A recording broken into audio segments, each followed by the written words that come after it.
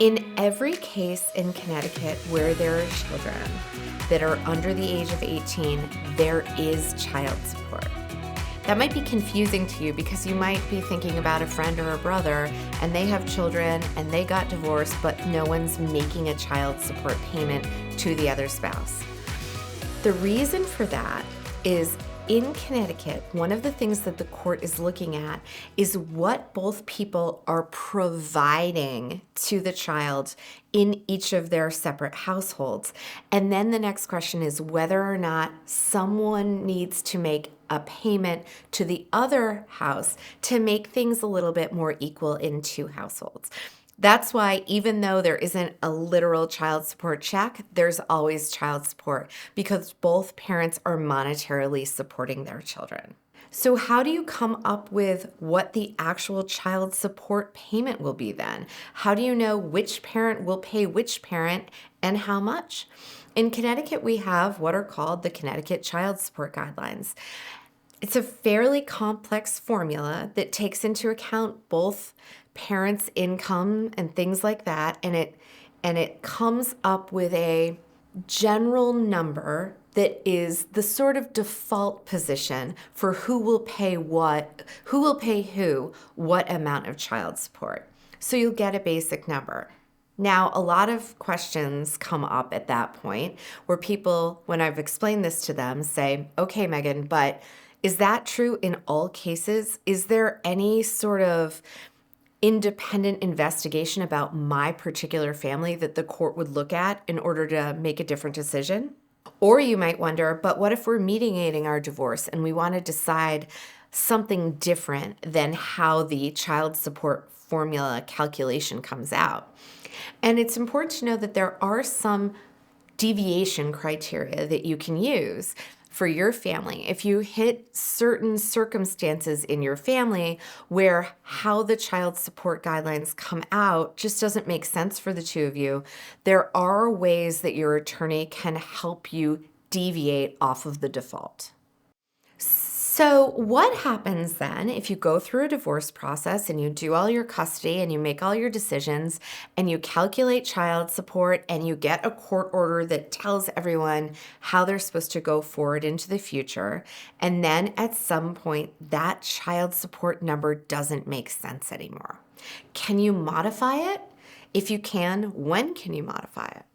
Well, child support is modifiable in the future when things change, when there's been what we call a substantial change in circumstances. What's a substantial change in circumstances? Well, it's generally things like when there's a significant change in the finances. So, for example, one parent starts making significantly more money, or one parent loses a job, when there's a big change that impacts how that calculation would come out if you ran it again. One of the things I like to highlight here, though, is that it really needs to be a substantial change in circumstances. The court isn't expecting you to come back just because someone got a 3% cost of living increase in their paycheck. That's not the type of substantial thing we're looking at usually when we do a child support modification. It's something more than that. It's a significant increase in income or a significant decrease in income. That's generally the most common reason that we go back and ask the court to modify child support. There are different ways to enforce child support in Connecticut. A lot of our families that we work with keep things more private between the two of them, where someone does an ACH to someone's account or writes a check, more traditional things like that. But if you have a circumstance, for example, where you're not sure that your ex is going to reliably pay child support, sometimes what you'll do is set up a paycheck deduction so that their employer is actually, through the state, funding child support via that person's earnings. That's another approach to making sure that child support flows timely and reliably. If you start in the first way I mentioned, where with checks going back and forth, and that winds up not working, well, you can always talk to a lawyer about going back to court to turn on something more like the payroll deduction. What happens if someone doesn't do what they're supposed to do with respect to child support? They don't pay or they always pay late. Well, a lot of court tools are available to go back and try and make sure we get that corrected. Some of them are things that your lawyer would file, like a motion for a contempt, where you're calling to the court's attention that someone isn't paying child support. Another option is to have the state, in some cases, the state will take care of trying to go get your child support for you.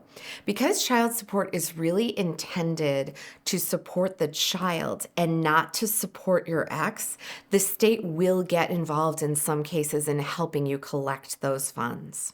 What about the things that aren't covered by child support, though? Things like private school tuition or your children's activities or other expenses like their cell phone or the cost of playing hockey at school. How do parents share those things?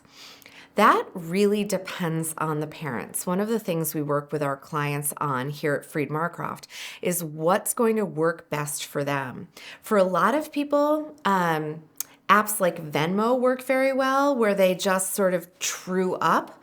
Other people use Google Sheets or Excel docs, where they just keep a running ledger of who owes what. Most people don't opt to literally split everything in half. They keep kind of a running tally and do a true up, say, once a month or something like that, so that it's not something that they're constantly talking about or interacting over, but also one parent doesn't get way behind where they're fronting a lot of cash in advance waiting to be reimbursed. So this really depends on what your communication style is. If you're comfortable with technology, there are lots of different ways we can structure things to take care of the expenses for your child that don't fall under the category of child support. If you are trying to figure out how child support would work in your case or to correct something now that life has changed, please give us a call. We'd be happy to talk you through child support.